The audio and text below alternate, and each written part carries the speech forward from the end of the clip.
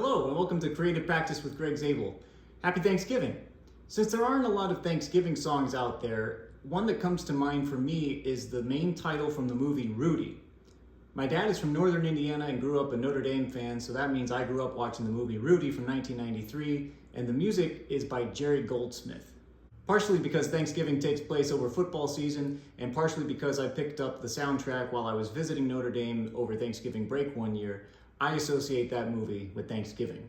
So today I'm practicing this main title melody and trying to make it sound the best I can with a little help from the electric bass.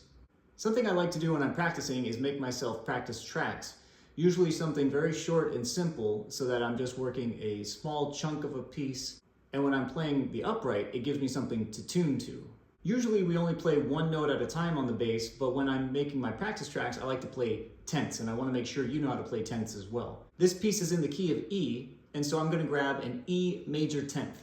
Whenever you grab a major tenth on the bass, you're going to use the E and the G strings exclusively. I recommend you put your first finger on the root on the E string. Here I am on the 12th fret. And the major third will be up the octave, hence tenth. And to me, it's most comfortable to put my fourth finger on that note. That note, if it's a major chord, will always be one fret above the note that the root lives on.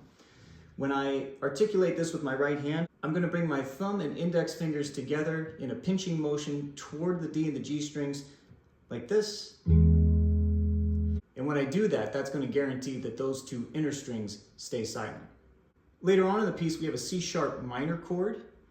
I'm going to play a C sharp minor 10th, once again on the E and the G strings, but this time I find it most comfortable to put my second finger on the root on the E string. So here I am on the C sharp on the 9th fret of the E string. And this time, since it's a minor chord, since it's a minor 10th, the fingers are going to be stacked in the same fret. I have the fourth finger on the G string once again, and the C sharp minor 10th sounds like this.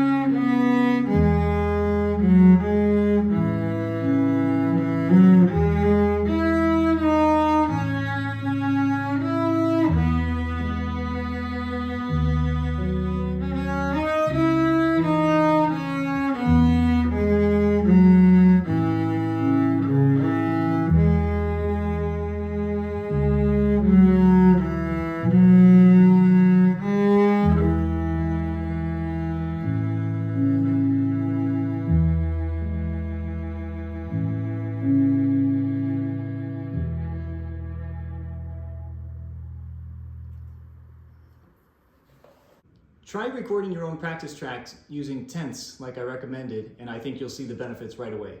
Once again, happy Thanksgiving. Thanks so much for watching, and have fun being creative.